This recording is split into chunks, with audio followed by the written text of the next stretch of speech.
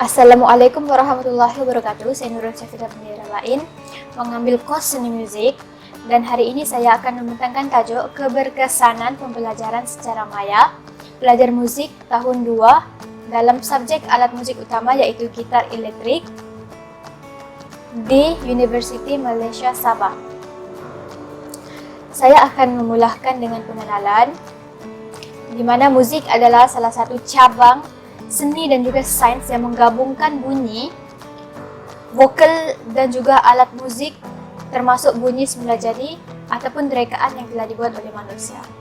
Musik juga adalah sebahagian daripada aktiviti kreatif yang dapat dikesan semula kepada asal-usul manusia bersama-sama dengan lukisan dan patung. Tapi musik dicirikan oleh figurasi ruang yang menarik secara visual.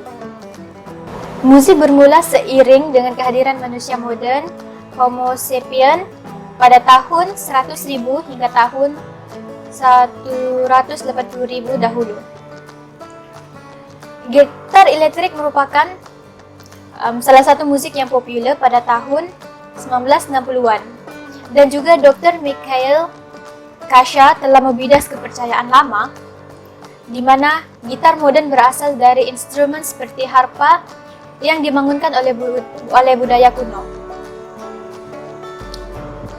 Dalam penyelidikan beliau, ia mengatakan bahawa akhirnya akan berubah menjadi alat musik gitar dalam bentuk-bentuk yang telah diciptakan oleh seorang ahli pemusik.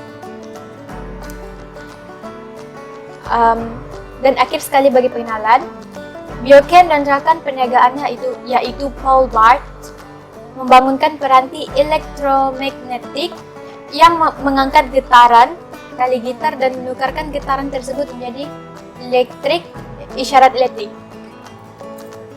Seterusnya saya akan membentangkan permasalahan kajian, pernyataan tujuan kajian dan juga objektif kajian. Bagi permasalahan kajian yang dilakukan bagi mengenal pasti halangan yang dihadapi oleh pelajar tahun 2 di UMS dalam subjek alat musik utama yaitu elektrik gitar semasa pembelajaran secara maya berlangsung. Dan penyataan tujuan kajian ini adalah untuk mengetahui adakah pelajar musik tahun 2 di University Malaysia Sabah dalam subjek alat musik utama yaitu elektrik gitar dapat melanjutkan pembelajaran seperti biasa. Dan bagi objektif kajian yaitu mempunyai dua isi, salah satunya adalah untuk mengkaji keberkesanan pembelajaran secara maya belajar musik tahun 2 dalam subjek alat musik utama yaitu gitar musik, dan juga mengenal pasti halangan yang dihadapi oleh pelajar musik tahun 2 yaitu dalam alat musik utama elektrik gitar secara maya. Bagi soalan kajian yang ingin ditujukan adalah adakah pembelajaran secara maya mempunyai keberkesanan yang sama dengan pembelajaran semasa secara bersemuka yaitu lebih dikenali face to face bagi pelajar musik di UMS dalam alat musik utama yaitu gitar elektrik. Dan yang kedua adalah halangan yang dihadapi, apakah halangan yang dihadapi oleh pelajar tersebut. Dan kepentingan kajian ini adalah untuk melihat keberkesanan pembelajaran maya bagi pelajar tahun 2 dalam mengambil alat musik utama yaitu gitar elektrik, dan yang kedua menunjukkan interaksi yang berbeza di antara pelajar dan juga pensyarah serta tutor. Limitasi kajian ini adalah berfokuskan kepada pelajar musik UMS tahun 2 yang mengambil elektrik gitar sahaja sebagai alat musik utama mereka, dan kesemua data yang diperolehi adalah berfokuskan hanya di University Malaysia Sabah dan tidak melibatkan mana-mana kawasan yang lain untuk menjalankan kajian ini. Seterusnya kepada pembentang seterusnya. Terima kasih dari saya. Selamat sejahtera semua. Nama saya Silea Gen Aklang dan saya merupakan pemintak seterusnya. Pada hari ini saya ingin membentangkan sorotan literatur. Pada zaman modern ini, kepentingan teknologi dalam menunjukkan terdapat beberapa perubahan landscape dalam bidang pendidikan, terutamanya dalam pembelajaran dan juga pengajaran. Komputer digunakan sebagai medium utama untuk pelajar untuk mencari maklumat, bahan yang berkaitan dengan pembelajaran mereka. Menurut Saton, pembelajaran berelektronik ataupun e-learning adalah satu kaedah pengajaran dan pembelajaran yang baru di dalam dunia pendidikan. Seterusnya adalah definisi bagi setiap istilah. Yang pertama adalah e-learning. Menurut Faizus Aziz, e-learning dia merupakan suatu konsep pembelajaran, latihan, ataupun program pendidikan yang dilakukan menggunakan media elektronik sebagai pengantaran untuk keseluruhan pergerakan dan juga pertukaran maklumat data. Seterusnya adalah pembelajaran. Menurut Jonathan Briggs, yang merupakan suatu rangkaian event seperti kejadian, peristiwa, dan sebagainya yang sengaja dirancang untuk mempengaruhi pelajar sehingga proses pembelajarannya berlangsung dengan mudah. Dalam kata lain, dia mendevelopkan berbagai ide untuk menarik minat pelajar untuk mempelajari sesuatu yang mereka belajar. Seterusnya adalah keberkesanan, yang merupakan keadaan ataupun hal yang berkesan yang tertarik kepada bukan tindakan atau peraturan. Seterusnya adalah kepentingan e-learning.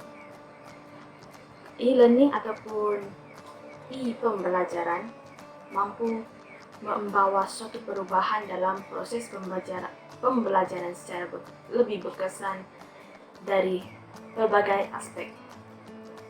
E-learning juga mempunyai berbagai kepentingan dalam proses pembelajaran dan juga proses pengajaran. Antaranya adalah yang pertama adalah membolehkan pembelajaran kendiri dilaksanakan dengan lebih berkesan, di mana mereka boleh mencari maklumat sendiri dengan menggunakan rangkaian yang ada dan juga pertolongan daripada teknologi dan memudahkan mereka untuk memahami dan mempelajari apa yang mereka belajar. Yang kedua adalah pertanyaan dapat dibuat melalui atas dalil. Ini adalah umum pada pelajar yang terutama musim sekarang, yaitu mempunyai musim COVID. Jadi kebanyakan pelajar mereka akan ajukan suara mereka di dalam aplikasi seperti WhatsApp, Telegram, dan juga terdapat rangkaian lain juga. Seterusnya adalah perbezaan pembelajaran tradisional dan juga e-learning. Bagi pembelajaran tradisional, medium utamanya adalah guru, di mana guru dilihat sebagai orang yang sangat pintar di atas pentas bagi pelajar adalah dalam kelas. Manakala e-learning pula, mereka menggunakan lamang sawang untuk menjadi medium utama seperti Google, lepas itu sama ada Google atau Google Scholar, mana mereka cari maklumat hanya mereka perlu menaikkan keyword dan semua akan muncul. Yang kedua adalah pembelajaran tradisional lebih menggunakan kepada buku-buku teks, rujukan, dan juga nota-nota yang dibagikan oleh guru. Manakala e-learning pula, dia ini guru atau pensyarah ataupun facilitator, dorang hanya berfungsi sebagai moderator. Bagi sifat pembelajaran tradisional adalah ia lebih bersifat tradisional kerana ia memerlukan approval daripada guru. Manakala e-learning dia lebih sistematik kerana dia sudah terdapat tersusun dekat dalam laman sawang, jadi senang mau dirujuk oleh pelajar. Seterusnya adalah kepelbagaian strategi penggunaan. Yang pertama adalah kandungan bahan terkini. Dalam sesi e-learning, ia adalah sangat mudah untuk dikemas kini karena bahan dimuat naik ke komputer, sebuah komputer apabila perlu. Yang kedua adalah maklumat diakses secara serentak. Dia tidak macam buku teks, dia tidak selalu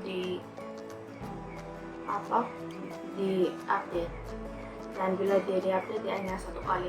Manakala tapi e-learning dia boleh dimuat naik secara serentak. Dan ia ada juga pelajar yang menggunakan synchronous kerana ia boleh dia dibantu oleh elemen media seperti video chatting. Yang terakhir ialah interaktif.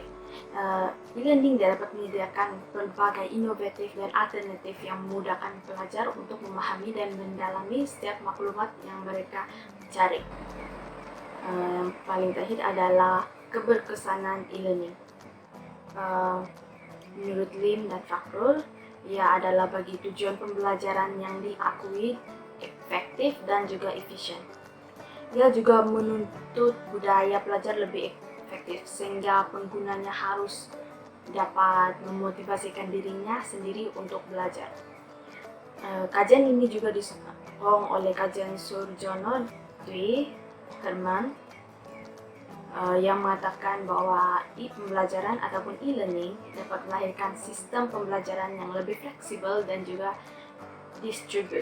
Distributed learning merujuk kepada pembelajaran di mana pelajar, pengajar, dan juga bahan pembelajaran terletak di lokasi yang berbeza sehingga pelajar dapat belajar ke tahap batasan waktu dan juga tempat yang mereka dapat. Itu saja dari saya. Seterusnya saya ingin serahkan kepada pembentang seterusnya. Assalamualaikum warahmatullahi wabarakatuh. Nama saya Muhammad Amirul Mishari. Nama metrik saya ialah BA 19110496. Hari ini saya akan membentangkan topik berkenaan metodologi kajian. Oke, metodologi kajian. Apakah yang dimaksudkan dengan metodologi kajian? Metodologi kajian ialah kaedah atau cara yang digunakan untuk memperoleh data kajian. Oke, lokasi untuk kajian ini ialah di Fakulti Sains Sosial dan Kemanusiaan Universiti Malaysia Sabah. Dalam kajian ini, pengkaji memperoleh data daripada dua jenis sumber, dan dua jenis sumber itu ialah sumber primer dan juga sumber sekunder. Sumber primer ialah para pelajar itu sendiri, pelajar tahun 2 kos musik, dan sumber sekunder ialah sumber daripada internet, daripada laman web dan sebagainya. Seterusnya, kesimpulannya ialah subjek revolusi industri dan kaedah penyelidikan ini membantu pelajar membuat kajian secara sistematik. Pihak tutor atau pensyarah boleh membantu pelajar berkenaan pembelajaran secara maya dengan menyediakan bahan yang boleh diakses secara offline. Seterusnya, pihak universiti juga boleh membantu pelajar dengan menyediakan kemudahan yang membolehkan para pelajar dapat mengakses pembelajaran secara maya. Pengkaji berharap pihak universiti dapat menyelesaikan masalah pembelajaran secara maya dalam kalangan pelajar dengan mengemukakan ide dan solusi. Pelajar juga boleh mencari alternatif lain dengan meminta pertolongan sahabat maupun ahli keluarga terdekat. Sekian itu saja daripada saya. Terima kasih. Dan akhir sekali adalah lampiran. Lampiran ialah menunjukkan bahawa di mana pelajar muzik yang mengambil alat muzik gitar elektrik sebagai alat muzik utama. Ini merupakan salah satu contoh mereka mengambil final exam.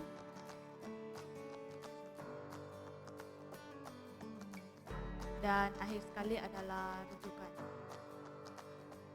Itu saja daripada kumpulan kami. Sekian, terima kasih.